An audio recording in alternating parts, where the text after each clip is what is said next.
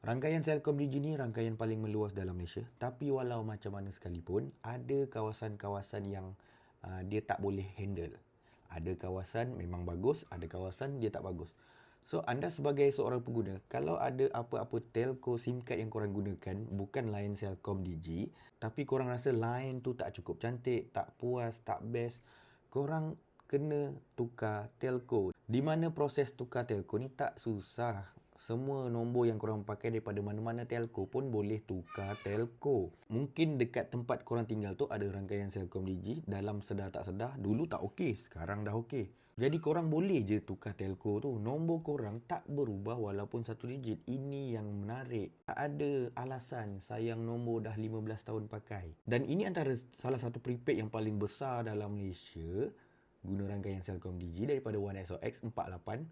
Bawah RM50 dah sampai 800GB internet tanpa sekatan kelajuan, tanpa pecahan data, boleh hotspot, ada free call.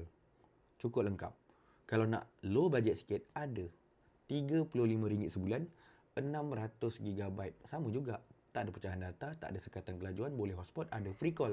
Pilih yang mana satu, roger-roger dekat bio kalau nak, ataupun tekan link dekat bawah.